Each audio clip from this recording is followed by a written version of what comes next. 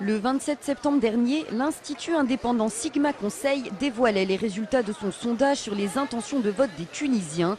Une enquête menée dans les 24 gouvernorats du pays et dont les résultats éclairent d'un nouveau jour le paysage politique tunisien.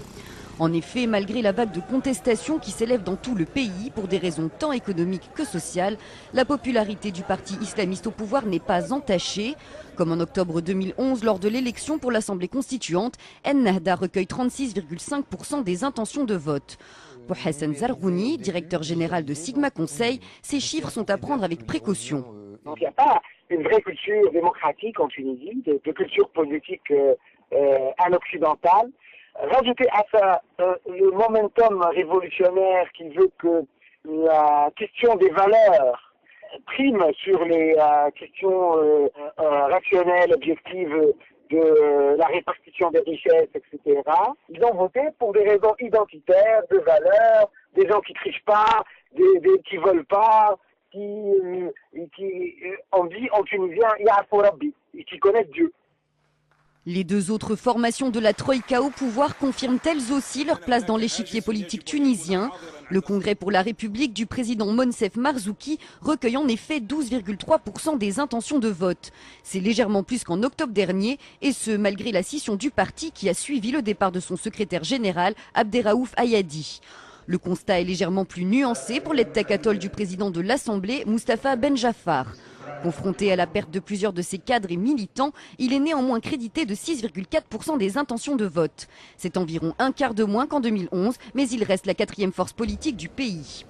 La toute jeune formation de l'ancien Premier ministre, Beji Caïd Essebsi, crée quant à elle la surprise. Créditée de 27,5% des intentions de vote, Nida Tounis s'impose comme la deuxième grande force politique du pays.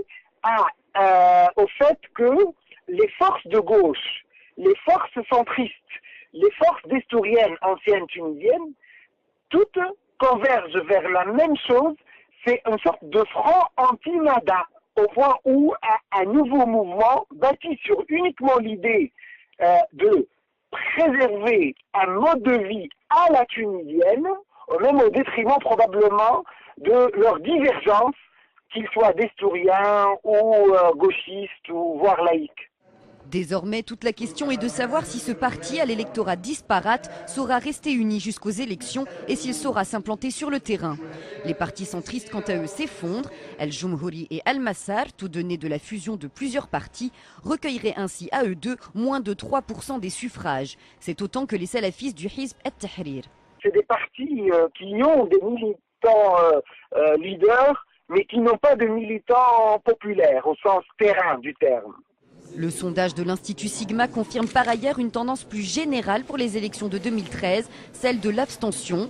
La moitié des sondés envisagent d'y recourir. Rappelons que le 23 octobre dernier, 54% des Tunisiens en âge de voter s'étaient abstenus. Le sondage de l'Institut Sigma confirme par ailleurs une tendance plus générale pour les élections de 2013, celle de l'abstention. La moitié des sondés envisagent d'y recourir. Rappelons que le 23 octobre dernier, 54% des Tunisiens en âge de voter s'étaient abstenus. Le sondage de l'Institut Sigma confirme par ailleurs une tendance plus générale pour les élections de 2013, celle de l'abstention. La moitié des sondés envisagent d'y recourir. Rappelons que le 23 octobre dernier, 54% des Tunisiens en âge de voter s'étaient abstenus.